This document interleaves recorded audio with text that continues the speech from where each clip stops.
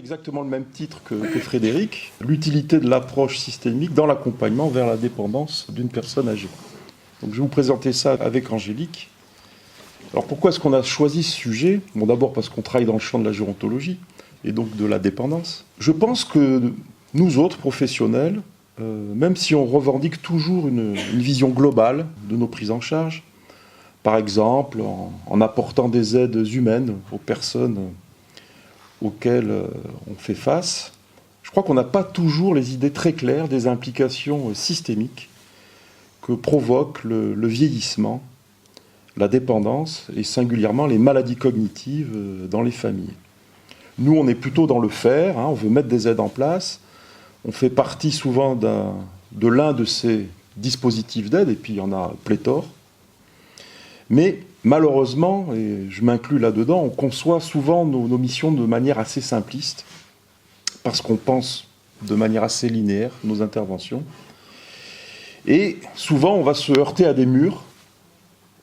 Et là, on a souvent des réactions assez basiques. On va dire, on a affaire à une famille difficile, pour ne pas dire pénible, résistante, voire pathologique. Il y a un terme qu'on entend beaucoup dans le champ de la gérontologie, c'est le terme de conjugopathie, quand on a affaire à des couples dont on ne comprend pas bien le fonctionnement. Alors moi, je pense que ce vocabulaire qu'on utilise quand même, il est proportionnel à la difficulté des professionnels. Et je crois que plus on se sent en échec, plus on va pathologiser l'autre.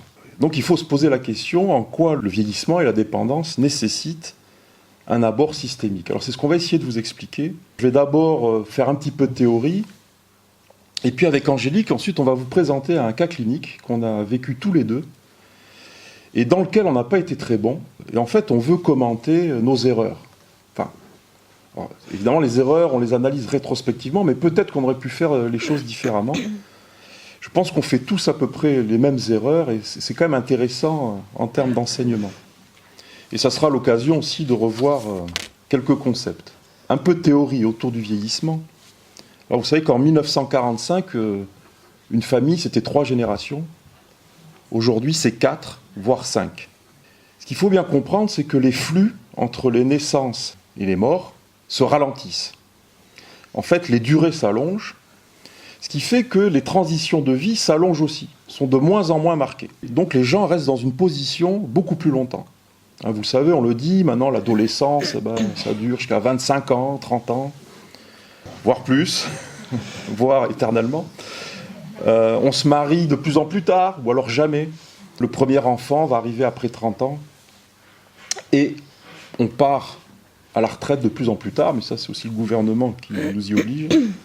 Donc, on reste longtemps dans des positions, et vous savez qu'à chaque fois qu'on change de position, c'est-à-dire qu'on est dans une transition de vie, on vit une crise, c'est quasiment obligatoire.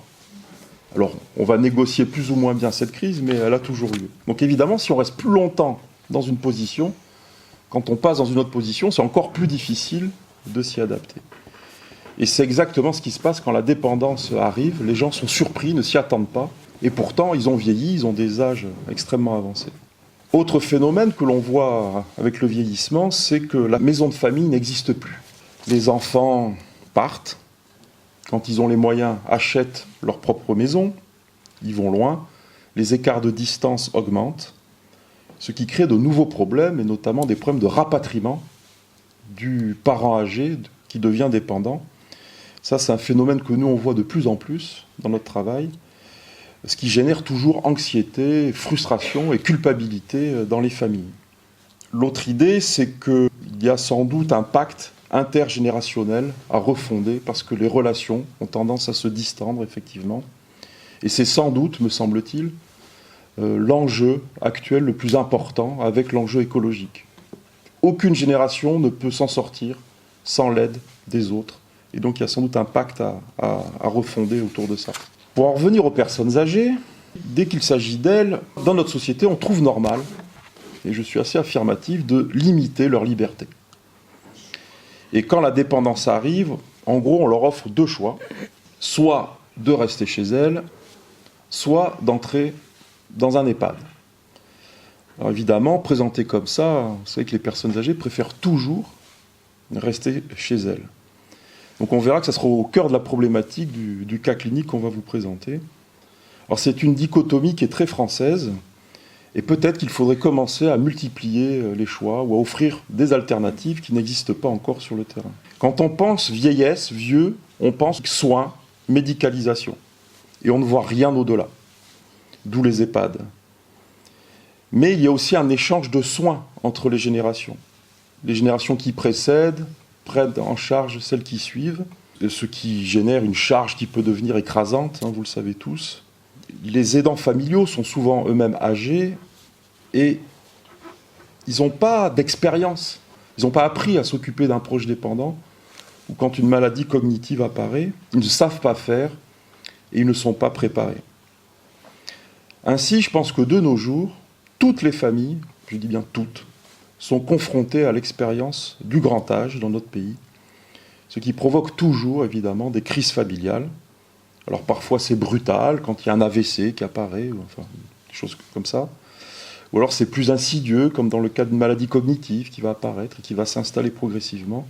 Mais il y a toujours une crise. On va se pencher un peu sur la dynamique systémique des personnes âgées. Tout d'abord, il faut savoir que les relations, quand on est âgé, elles se sont négociées et rigidifiées depuis très très très longtemps. On a des couples qui ont 40, 50, 60 ans d'âge. Donc ça s'est rigidifié et on dit en systémique que plus c'est rigide, plus c'est fragile, plus ça casse. Tout simplement parce qu'on a moins de souplesse pour s'adapter. Alors souvent dans les couples âgés, enfin ceux d'aujourd'hui, peut-être qu'ils ne seront pas comme ça dans 30 ans, les relations sont très complémentaires. Bon, c'est un peu caricatural ce que je vais dire, mais souvent il y en a un qui tient la position haute, l'homme au hasard, c'est-à-dire que c'est lui qui conduit la voiture, qui gère les finances, mais qui faisait ça depuis toujours.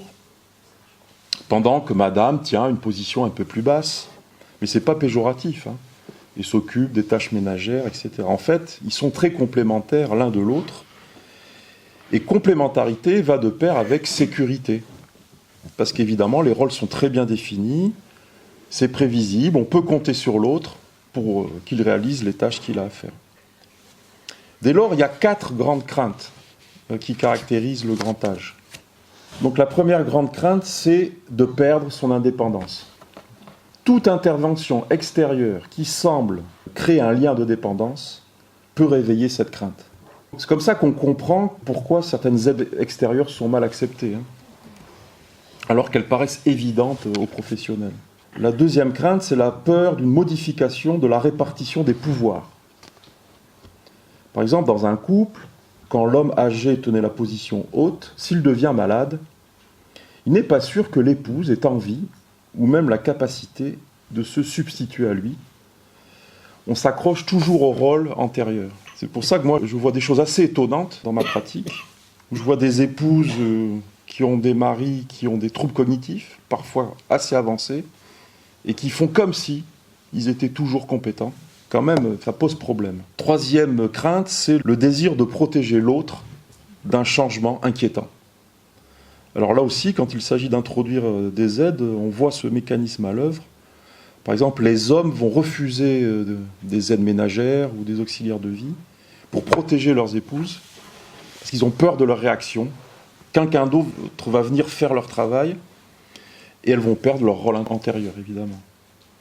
Et puis la dernière des craintes, qui est universelle, c'est la crainte de perdre ses facultés, avec le risque de réaction dépressive qu'on connaît tous. Et vous savez que les personnes âgées ont une propension très élevée à se suicider. Donc c'est quelque chose qu'on doit prendre très au sérieux et qui nécessite un suivi médical régulier. Autre phénomène à l'œuvre avec les personnes âgées, l'entrée en dépendance, ça c'est très connu, c'est quand les enfants sont amenés à intervenir au moment de la dépendance parentale. Et là, on voit une inversion des rôles. Et ça, c'est difficile pour tout le monde. Les parents se retrouvent dans la position qu'ils avaient quand ils étaient adolescents. Alors ça, on oublie que les vieux de 80 ans qu'on voit, ils ont été ados. Et ils ont eu des parents. Ils ont peut-être été rebelles, même à un moment donné. Et donc, les enfants deviennent des substituts parentaux, ce qui réveille des conflits qui ont pu être enterrés il y a longtemps. Moi, il n'est pas rare qu'en consultation, je vois des enfants engueuler leurs parents comme ils engueuleraient un ado. Alors évidemment, de l'autre côté, ça réagit.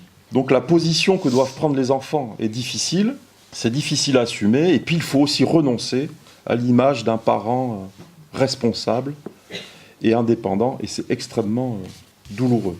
Voilà, il y aurait plein de choses à dire. Je vais terminer sur une dernière notion, c'est la notion de lieu de contrôle dans les familles. Quand ce lieu de contrôle il est autoréférentiel, les familles cherchent à résoudre par elles-mêmes les problèmes qui se posent à elles. Là, dans ce cas-là, quand on est professionnel, c'est plutôt facile. Il suffit de les laisser faire, on les accompagne. C'est ce que dit Oslo, ça. On s'appuie tout de suite sur leurs compétences. C'est le meilleur schéma pour nous. On a affaire à des gens actifs. Et donc, on donne des conseils et puis ça suit.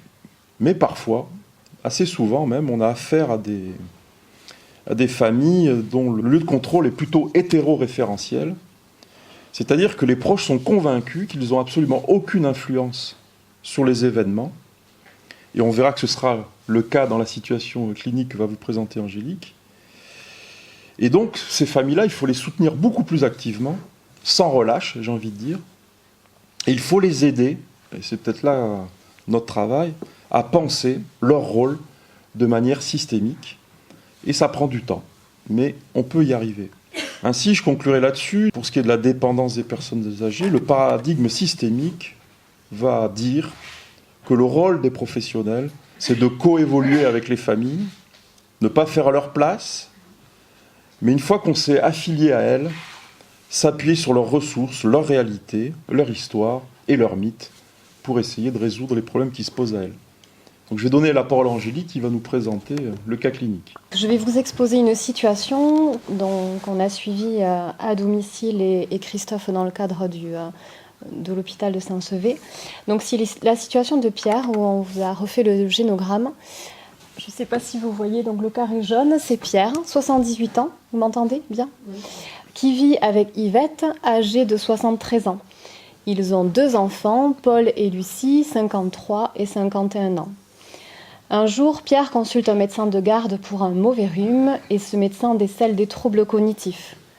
Il décide alors de l'orienter vers la consultation mémoire. La première consultation mémoire qui est réalisée par Christophe confirme que Pierre est atteint d'une maladie type Alzheimer et un programme d'hôpital de jour lui est proposé. Donc l'hôpital de jour, pour ceux qui ne connaissent pas, ça consiste à participer à des ateliers 1 fois par semaine en groupe, avec des gens qui sont uniquement au domicile. Donc Pierre n'adhérera pas à cet hôpital de jour qui est trop contraignant pour lui, puisqu'il est habitué à rester chez lui, c'est un ancien agriculteur, il passe ses journées dans son jardin. Peu de temps après, les équipes de l'hôpital de jour s'aperçoivent que son épouse Yvette, qui était identifiée comme l'aidante principale, présente elle aussi des troubles cognitifs. Une consultation mémoire lui est aussi proposée et les résultats confirment qu'elle aussi débute une maladie type Alzheimer. Donc cela compromet bien évidemment le maintien à domicile du couple. Les 2 enfants, Paul et Lucie, qui sont rapidement informés de la situation, Christophe leur propose d'anticiper l'avenir en mettant en place des aides. Il leur suggère également de faire une demande de mesures de protection. Parce qu'il est vrai que Pierre et Yvette sont de plus en plus désorientés, ils oublient de prendre leur traitement, ils oublient de se laver, ils oublient de manger, ils sont devenus vulnérables, ils n'arrivent plus à gérer leur budget. C'est à ce moment-là que je suis interpellée pour suivre la situation au domicile. Donc les enfants qui viennent régulièrement voir leurs parents ont des difficultés à accepter la perte d'autonomie. Ils n'arrivent pas à mettre en place des aides. Ça, c'est quelque chose qu'on voit souvent au domicile. Ils ne souhaitent pas faire de demande de mesures de protection par peur de déposséder leur père qui était tout le temps habitué à gérer. La situation au domicile n'a fait que se complexifier. Yvette, qui avait aussi des problèmes cardiaques suivis par un cardiologue depuis de nombreuses années, est victime d'un infarctus et elle décède après 3 jours d'hospitalisation. Pierre se retrouve alors seul au domicile. La famille consent à la mise en place d'aides, donc infirmière libérale, service d'aide, portage de repas, etc. Au début, Pierre a bien sûr quelques difficultés à accepter toutes ces aides, mais petit à petit, il s'y habitue. Avec des passages quotidiens sur vraiment des moments clés de la journée, la situation semble être stabilisée. En parallèle, la famille fait une demande de mesures de protection et Lucie, la fille qui était quand même la plus proche de son père, souhaite être nommée tutrice. C'est à ce moment-là que la relation entre elle et son père s'altère. Pierre, il ne comprend pas pourquoi elle s'implique autant dans ses papiers. Et Lucie nous relate régulièrement d'importants troubles du comportement avec des insultes et de l'agressivité verbale envers elle. Nous décidons avec Christophe de recueillir les difficultés rencontrées par la famille et d'écouter surtout aussi l'avis des professionnels en organisant une réunion de concertation. Cette réunion ne se déroule pas comme prévu. Donc d'un côté, les professionnels nous relataient les faits qu'ils constataient, c'est-à-dire que malgré l'évolution des troubles cognitifs de Pierre, la situation était quand même plus ou moins stabilisée. Et de l'autre côté, on avait les enfants, surtout la fille Lucie, qui étaient offusqués d'entendre les propos tenus par les professionnels. Eux, ils se sentaient vraiment épuisés et excédés par le comportement agressif qu'ils décrivaient de leur père, ce qui était finalement plutôt un comportement défensif de Pierre envers ses enfants.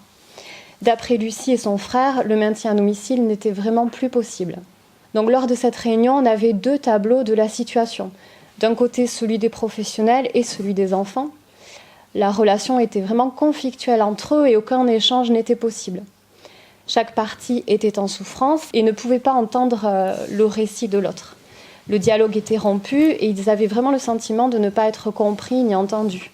On n'a pas réussi à ramener la famille vers un objectif commun. Donc la réunion s'est arrêtée. Suite à cette réunion, Christophe a proposé un entretien avec la famille, dans un premier temps, pour qu'ils puissent s'exprimer, parler de leur souffrance. Et de mon côté, j'ai repris contact avec les professionnels pour recueillir leurs ressentis. Cela a permis vraiment d'apaiser chaque partie. Puis pendant plusieurs semaines, on perd de vue la famille jusqu'au jour où on apprend qu'en concertation avec son frère, Lucie dépose, avec l'appui du médecin généraliste, une demande en EHPAD contre la volonté de son père. Pierre intègre donc un EHPAD du jour au lendemain et vous pouvez imaginer la suite. Il devient très agressif, il doit être hospitalisé contre sa volonté quelques heures à peine son entrée en EHPAD. Il est hospitalisé contre sa volonté en psychiatrie. Il est transféré à l'unité cognitivo-comportementale de Saint-Sevé pour le réévaluer, rééquilibrer son traitement. Une fois stable, il réintègre l'EHPAD et il décompense à nouveau et il est de nouveau hospitalisé. Donc ces nombreux allers-retours à l'hôpital, bien sûr, aggravent ses troubles cognitifs. Voilà pour la situation. Qu'est-ce qu'on fait avec ça ? Après cette présentation, je vais vous parler d'un premier concept systémique, concept majeur, mais que l'on oublie souvent, qui s'appelle la ponctuation de la séquence des faits. Dit comme ça paraît un peu abscon. En fait, c'est assez simple. Quand on est impliqué dans une série de messages, qu'on participe activement à un processus de communication de l'intérieur, on ponctue toujours la séquence de notre point de vue. Et c'est le désaccord sur la manière de ponctuer la séquence de communication qui est à l'origine des conflits qui portent sur la relation. Alors, je vais vous donner un exemple très connu de ce mécanisme que donne Václavic dans un livre très célèbre qui s'appelle « Une logique de la communication ». C'est le livre, c'est la Bible de l'école de Palo Alto. Alors, Václavic, il dit, imaginons un couple en conflit. Alors, d'un côté, on a un mari qui est très passif, qui se replie sur lui-même, et puis de l'autre côté, on a une épouse hargneuse qui lui fait des reproches. Alors, plus le mari se replie, et plus l'épouse, évidemment, devient agressive. Mais dans l'autre sens, plus l'épouse est agressive, et plus le mari se replie pour échapper à son agressivité. Bon, vous avez compris ce mécanisme circulaire. Alors, qui a commencé le jeu ? En fait, on ne sait pas. C'est une boucle. Et si on demandait à un observateur extérieur de nous commenter ce qu'il se passe, il dirait « les deux sont responsables de ce qui arrive ». Donc le comportement de l'un est lié au comportement de l'autre. Voilà, ça fait comme ça. Alors maintenant, si on interroge séparément, le mari dira « mais moi, je me protège d'une femme agressive, et c'est pour ça que je me replie ». La femme niera totalement cette interprétation et elle dira que c'est lui qui la provoque par son éternelle passivité. En fait, les faits sont strictement identiques, mais ils sont ponctués différemment. Alors ça, c'est un gros problème que nous, on rencontre dans nos interventions, parce qu'on est toujours pris dans nos propres systèmes, et on les ponctue à notre manière, évidemment. Et d'ailleurs, cette ponctuation est toujours arbitraire. Mais là où le drame va se nouer, c'est quand notre manière de ponctuer va générer une boucle qui va s'opposer à elle. Et là, ça va rigidifier complètement la relation et le système. Et c'est une situation qui n'est pas rare. Donc, dans le cas qu'on vient de vous présenter, on avait deux clans. Le nôtre, dont on pourrait résumer la philosophie par cette formule. Cette fille a tort de vouloir mettre son père en maison de retraite. Il peut encore rester chez lui. Même si c'est loin d'être parfait, il faut respecter ce choix. Et puis la fille, les professionnels sont laxistes, ils ne voient pas comme mon père est en danger, il faut impérativement que je le protège en le mettant en maison de retraite, même si c'est contre son gré. Plus une position était affirmée d'un côté, plus elle entraînait de crispation de l'autre. En réalité, les deux avaient leur légitimité, mais l'une venait renforcer l'autre, et l'engrenage s'est mis en place. Alors évidemment, on a perçu ça avec Angélique. On voyait bien que les deux visions n'étaient pas compatibles, on n'est pas aveugle. Mais nous, on était sûrs que c'était nous qui avions raison. Et que c'était à la fille de changer d'avis. Alors quand on est pris dans un tel processus, Václavic affirme, mais en fait il n'y a qu'un moyen de s'en sortir, c'est de pouvoir métacommuniquer. Alors c'est un autre concept systémique. Méta, c'est le fait d'être au-dessus, au-delà. Donc il faudrait pouvoir se mettre au-dessus de la situation. Donc c'est la position du spectateur qui regarde depuis les gradins pour comprendre et voir ce que les acteurs ne voient plus eux-mêmes.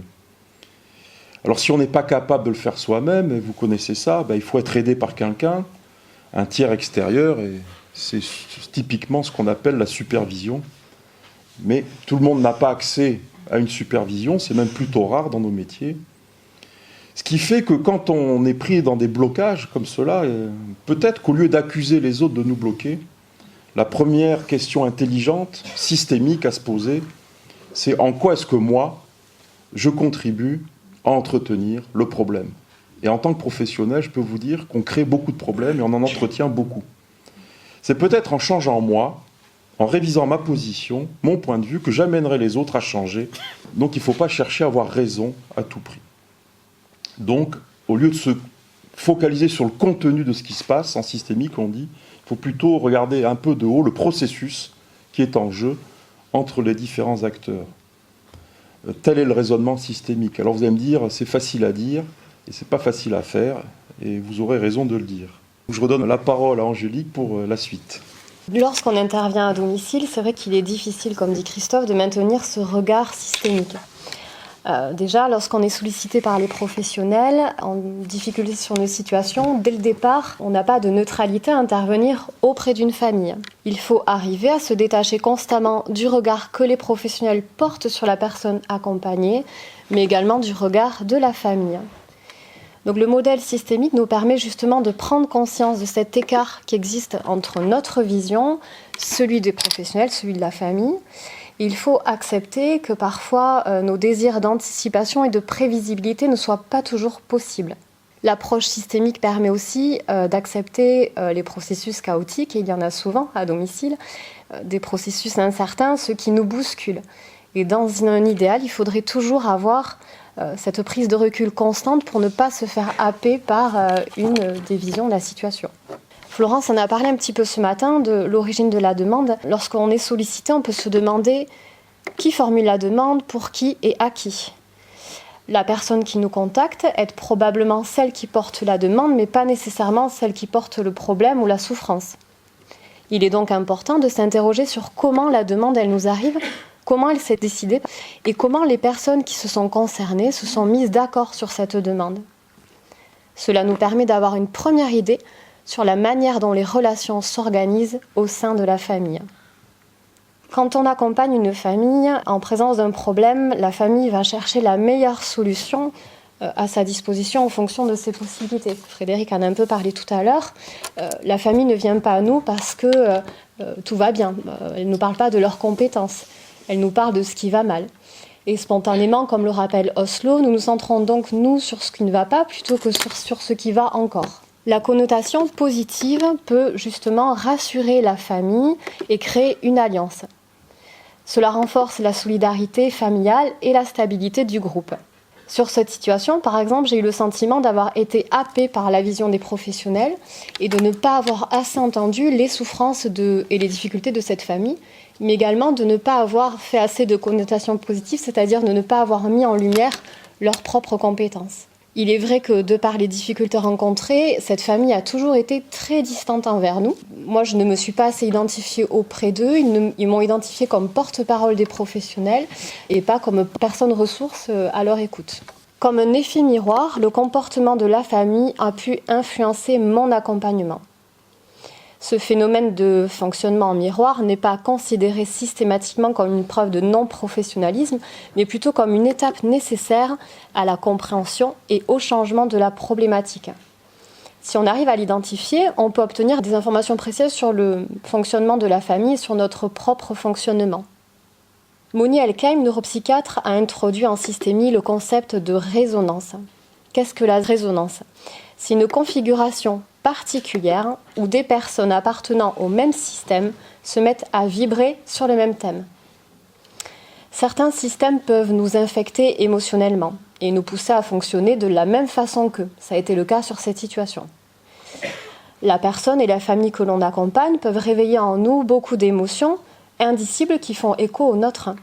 Et en fonction du contexte, on peut être plus ou moins sensible à tel ou tel comportement puisque ça peut faire émerger en nous certaines zones d'ombre.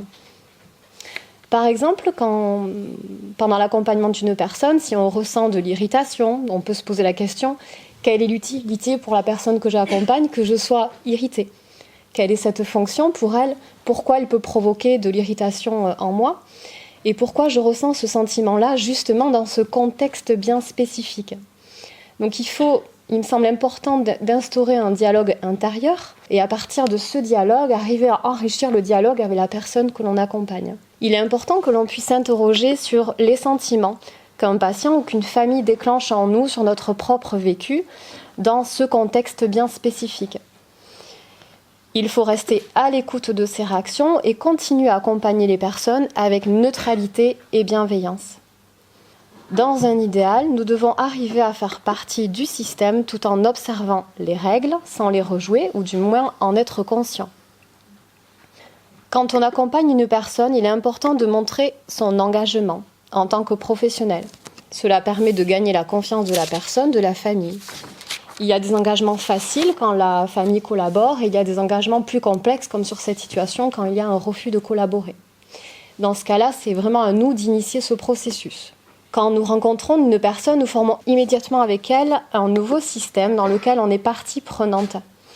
Les personnes suivies attendent de nous cet engagement pour pouvoir arriver à les accompagner. Cette famille qui non seulement devait faire face au déclenchement de la maladie du père, au déclenchement de la maladie de la mère, au décès de la mère, à l'agressivité, au comportement défensif du père. Toutes ces épreuves accumulées étaient trop difficiles à accepter. Donc les enfants arrivaient à un point de non-retour et ils n'arrivaient pas à voir leurs capacités. La meilleure solution pour eux était donc l'entrée en institution. Ils vivaient alors une véritable crise familiale et il est important sur chaque situation d'identifier cette crise. La famille va très souvent se présenter à nous parce qu'elle subit une panne. Comme une voiture avec des pièces défectueuses, la famille va attendre du professionnel des réponses à ces questions pour lesquelles elle se vit comme complètement incompétente. On doit alors éviter d'apporter des solutions toutes faites. Il faut arriver à créer un espace de dialogue et de rencontre où vont cohabiter deux visions, celui des professionnels et celui de la famille. Il faut amener la famille à se mettre en situation de se comprendre. La crise qui se déclenche est souvent source de changement. Et on a pu constater, et on l'a dit, que la collaboration de la famille devenait souvent plus forte dans les moments de crise. Sur cette situation, nous n'avions pas mesuré l'ampleur de cette panne.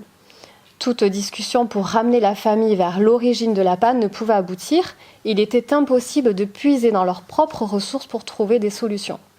Ce qui rend utile dans l'approche systémique, c'est qu'elle exige une certaine créativité et une adaptation constante aux situations rencontrées. Il faut être capable d'autocritique et de prise de recul. Travailler avec l'ensemble d'un système peut être complexe. Parfois, il vaut mieux privilégier des sous-systèmes. Donc si la même situation venait à se reproduire, il me semblerait primordial de travailler d'abord avec chaque sous-système afin de désamorcer les difficultés rencontrées par chacun. Vous avez bien compris quand on était dans cette situation bloquée, on a essayé d'organiser une réunion de concertation entre la famille et les professionnels qui s'est révélée calamiteuse. Et moi, je suis sorti de cette réunion en colère, extrêmement frustré. Donc je pense qu'il y a des résonances négatives qui se sont mises en place. Mais la colère, ça a un avantage, c'est que ça redescend. Et quelques jours après, donc, comme l'a dit Angélique, j'ai invité cette famille à venir me rencontrer. Et ça aurait pu être les prémices d'une excellente chose, mais malheureusement, je n'ai pas été assez loin. L'idée y était, mais je ne l'ai pas transformée. Donc la famille est venue, on a échangé, ils étaient très très contents de venir me voir après cette réunion. Et ils sont repartis apaisés. Donc sur le moment, ça a bien marché. Mais vous savez, moi je travaille dans un hôpital et on est pris dans le flux des demandes et on ne voit pas le temps passer. Et effectivement, je n'ai pas vu le temps passer.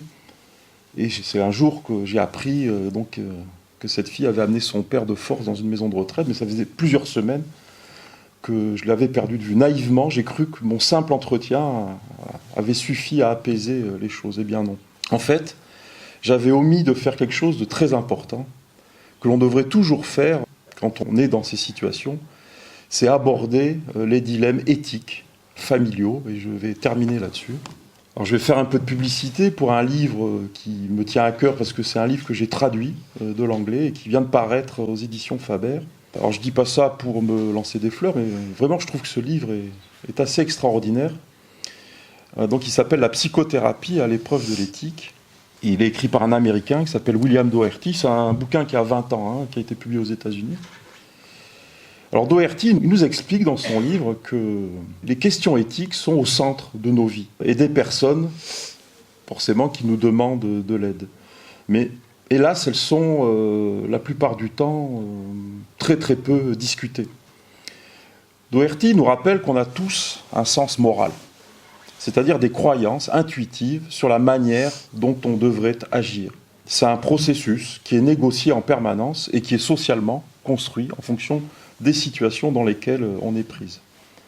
Mais malheureusement, nous, quand on parle d'éthique dans nos professions, souvent on se réfère alors à la déontologie dans nos professions ou aux grandes questions éthiques comme la fin de vie, la question de l'euthanasie, etc. Comme si l'éthique n'était que du domaine de la haute pensée. En fait, Doherty nous rappelle que non, il y a une foule de questions, de véritables questions éthiques qui se posent aux familles et aux professionnels, mais qui ne sont pas abordées.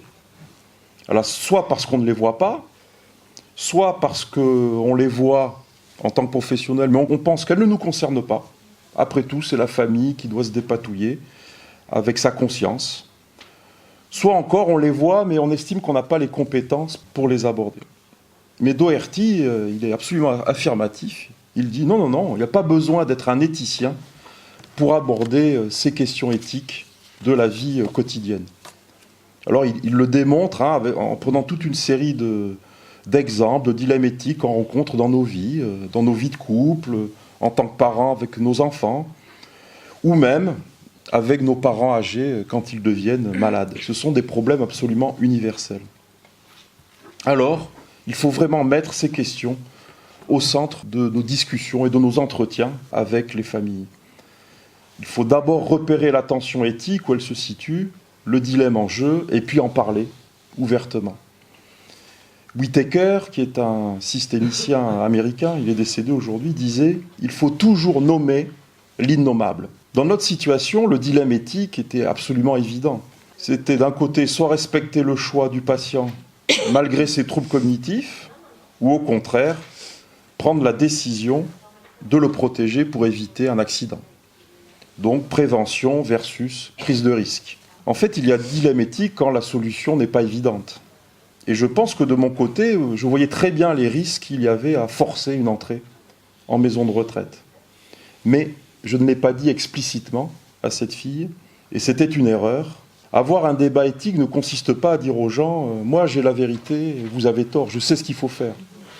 C'est plutôt dire « moi, dans telle ou telle situation, mon expérience me dit qu'il peut se passer telle ou telle chose ». Donner de la matière aux gens pour qu'ils réfléchissent. Et eux, de leur côté, peuvent aussi nous donner, à travers leur contexte, parce qu'on ne le connaît pas toujours leur contexte, des éléments aussi pour que nous réfléchissions. Et c'est de cet échange, de ce débat, que des solutions peuvent éventuellement émerger. Mais cet échange n'a jamais eu lieu dans notre situation. Et s'il avait eu lieu, peut-être que cette fille aurait changé d'avis.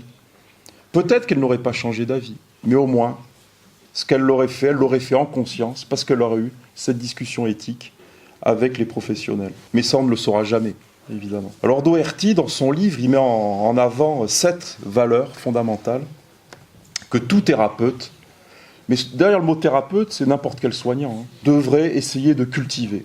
Et je vais terminer ma présentation en vous parlant de l'une de ces valeurs, c'est l'engagement. Et je vais centrer mon propos sur mon métier de médecin, qui est celui que je connais le mieux. Alors il y a quelques médecins, je sais, dans cette salle. Alors quand je dis médecin, on peut dire infirmière, psychologue, aide-soignante, assistante sociale. C'est la même chose, sauf qu'il y a une différence d'intensité, me semble-t-il. Le pouvoir ou l'aura de la parole médicale est bien plus puissant que celle des autres professionnels. Alors je me réfère à la devise de Spider-Man, là, dans ce cas-là. À grand pouvoir, grande responsabilité. Les médecins ont toujours une immense responsabilité vis-à-vis des patients. Pas en termes de résultats. On sait que la maladie, la mort, l'emportera toujours sur les médecins. Je pense que vous connaissez cette blague. Quelle est la différence entre Dieu et un médecin? Eh bien, Dieu ne s'est jamais pris pour un médecin. Donc les médecins ont quand même tendance, alors je vais faire une critique de mon propre corps de métier, à négliger leurs responsabilités relationnelles. Alors là, je vais faire une boucle avec ce que j'ai dit ce matin. Évidemment, c'est une attitude qu'ils pourraient apprendre à développer auprès de leurs malades. C'est assez accessible, c'est une question de savoir-être. Mais leurs études, les études médicales, ne mettent absolument pas l'accent sur cet aspect de leur métier. On axe sur le savoir pur, les habiletés techniques. Comme si les médecins étaient des êtres désincarnés, pas concernés par les aspects relationnels de leur métier. Alors bien sûr, il ne faut pas généraliser, et puis plus on vieillit, plus on s'éloigne du tronc commun de nos études initiales, et plus on peut acquérir de nouvelles aptitudes relationnelles, enfin je l'espère. Mais en tout cas, et ça c'est certain, la faculté ne favorise pas les compétences communicationnelles des médecins. Alors l'accent est mis sur les maladies somatiques, sur les maladies organiques, la manière de les traiter. Alors on peut parler un petit peu des aspects émotionnels, la réaction des gens quand ils tombent malades. On va quand même un petit peu s'occuper de leur âme, en leur donnant des médicaments évidemment. Mais par contre, les aspects familiaux et le contexte social plus large sont très très peu abordés. Mais dans le fameux colloque singulier que défendent beaucoup les médecins, ce colloque qui se déroule dans le secret de leur cabinet, ils ont toujours l'illusion que tout se joue dans la dyade, c'est-à-dire entre le patient et eux. Mais ils oublient quelque chose, c'est que derrière le patient, il y a d'autres systèmes, et il y a une famille notamment qui a une influence absolument énorme sur le patient. Tellement énorme que c'est le fantôme qui est toujours présent dans la salle de consultation.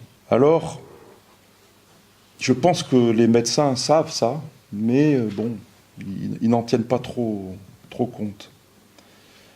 Avec les adultes, il faut, je pense, avoir toujours ça en tête, qu'on est toujours impliqué dans des triangles thérapeutiques. Alors sur ce schéma, j'ai mis famille dans le triangle, mais j'aurais pu mettre tiers, parce que même le plus solitaire des hommes a bien un voisin, un proche, un ami, une connaissance qui va rentrer dans ce triangle. Alors, je pense que vous connaissez cette formule de John Donne, qui est un poète anglais qui disait « No man is an island », nul homme n'est une île. Au fond, ça, le médecin, il le sait, mais c'est un paramètre que souvent, il va mettre de côté. Pourtant, s'il en tenait compte, et surtout s'il se formait à un soin centré sur les familles, allez, pourquoi pas en faisant un petit peu de systémique, je pense que sa puissance thérapeutique en serait décuplée. Et il se trouve que tout ceci a été assez bien conceptualisé par les Américains. Et c'est là où on va retrouver William Doherty et d'autres, comme Suzanne McDaniel ou John Rowland.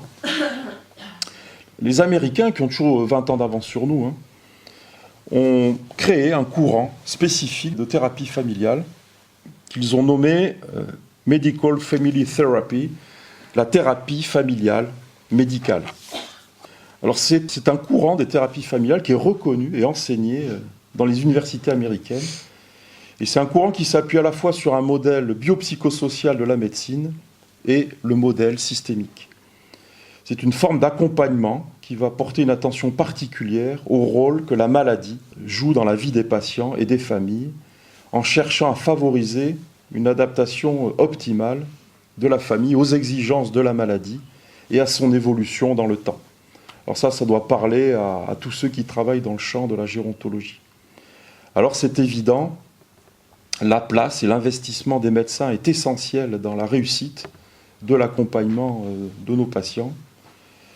Alors Doherty et Baird ont défini 5 niveaux d'engagement possibles des médecins auprès des familles. Alors je ne vais pas avoir le temps de les détailler, on les a mis dans notre manuel s'il y a des médecins qui sont intéressés par ça. Mais bon, mon temps est écoulé, alors je vais conclure là-dessus. Et je vais conclure pour faire l'éloge de la systémique. Moi, je pense que les thérapies familiales ont besoin de se développer encore dans notre pays. Elles le sont insuffisamment, c'est incontestable. Donc si vous en avez la possibilité, et ça s'adresse aussi aux médecins, je vous engage à essayer de vous former aux thérapies systémiques et familiales. Et donc je le rappelle, notre petite association va sans doute en proposer une très prochainement. Voilà, merci pour votre attention. Et puis on va passer aux questions.